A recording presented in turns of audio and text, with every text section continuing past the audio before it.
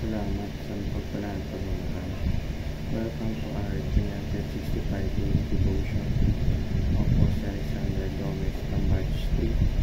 At ang topic po na tatalakayin natin ngayon ay Jesus claims all of our sins. Yan po ang ating pag-aaralan ay tungkol sa Colossians chapter 2 verse 22 to 24. At buksan po natin ang ating puso-puso sa magandang salita ng Diyos.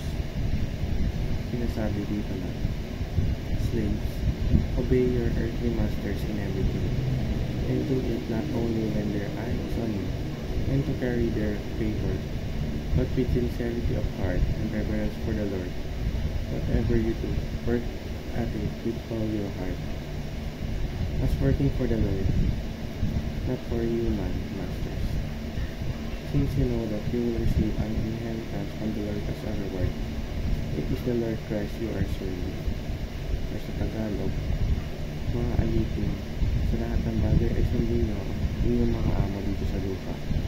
Pinakakita man o wala, maglingkod kayo hindi upang palugan lamang ng mga tao, hindi dahil sa kayong tapat at may takot sa Panginoon. Ano man ang inyong ginagawa,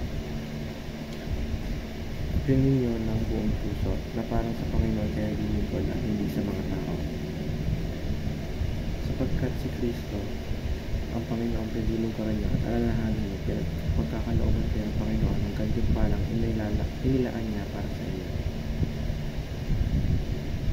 Sinasabi sa verse na magsilbi tayo sa kapwa natin, hindi dahil para sa pabor lamang, kundi dahil galing ito sa puso natin, nang may sinceridad. Isipin natin na ang lahat ng ginagawa natin para sa ating kapwa ay ginagawa natin para sa Diyos. Teaching number 1. Serving the Lord includes all kinds of works. Ang paglilingkod sa Diyos ay hindi lamang tuwing linggo kung saan nag-worship tayo o nag-service. Hindi sa lahat ng ginagawa natin kaya pinaglilingkuran natin siya. Teaching number 2. Serving the Lord must come from the heart. Kapag pinagsisilbihan natin ang Panginoon, dapat may sincerity at bukal sa puso sapagkat alam ng Diyos ang nilalaman ng puso natin. Teaching number 3. Serving the Lord comes with its own rewards. Ang pagsisilbi sa Panginoon ay may kalakit na pangako, ngunit dapat hindi tayo maglilingkod sa Kanya para sa reward. Maglingkod tayo sa Diyos sapagkat ito ang nais natin natin. Application number 1. We define our concept of worship and service.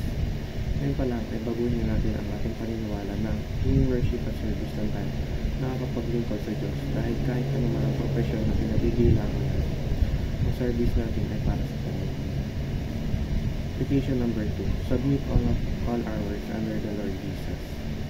Submit o ibigay natin lahat ng ginagawa natin para sa Panginoon. Hindi tayo sisilbi upang magalak ang iba, kundi sisilbi tayo upang magalak ang Diyos.